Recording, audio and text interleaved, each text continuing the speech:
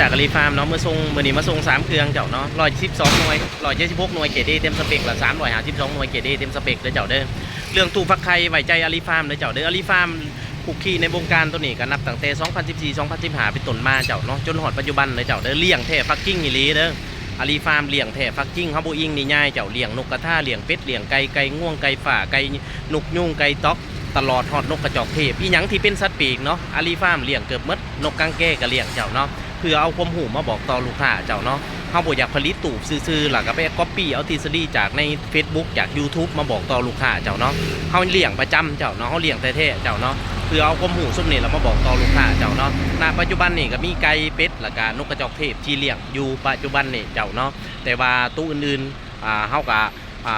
ได้เลี้ยงผ่านมาเบิ่แล้วเจ้าเนาะฉะนั้นเมื่อเวลาซื้อตู้ฟักไข่นำอาลีฟาร์มบ่ต้องห่วงเด้อเจ้าเด้อว่าสิบ่มีความหูย่านบ่ได้ความหูต่างๆอาลีฟาร์มให้คำแนะนำแล้วก็มีคู่มือต่างๆในการใส่น้องบ่ต้องยากเด้อเจ้าเด้ออีกอย่างตู้มีหลากหลายเกรดให้เลือกเด้อเจ้าเกรด A เกรด B เกรด C เกรด D อาลีฟาร์มเบาแล้วย้ำแล้วย้ำอีกเนาะเจ้าเนาะตู้ฟักไข่มีหลากหลายเกรดเจ้าเปลี่ยนอะไรนิดนึงราคาก็จะมีการแตกต่างทันทีเจ้าเนาะขนาดซ้ำเดียวกันอยู่เจ้าเนาะเพียงแต่เปลี่ยนอะไรเน็ตเดียวนึงเจ้าเนาะราคาก็จะเปลี่ยนทันทีเจ้าเนาะสนามเวลาเลือกสื่อเบิ่งน้ำตืมเจ้าเขาสั่งใส่ยังให้เฮาแน่เจ้าโครงเล็กก็จะเป็นราคาแนวนึงเนาะโครงใหม่ก็จะเป็นราคาแนวนึงโครงโลกก็จะเป็นราคาแนวนึงเจ้าความแตกต่างของมันก็คือเรื่องประสิทธิภาพทนทานในการใส่เจ้าเนาะแน่นอนว่าพัดลมกับเส้นเดียวกันเจ้าเนาะแผงควบคุมทุกสิ่งทุกอย่างที่ประกอบอยู่ในตู้มีผลเบิดเด้อเจ้าเด้อ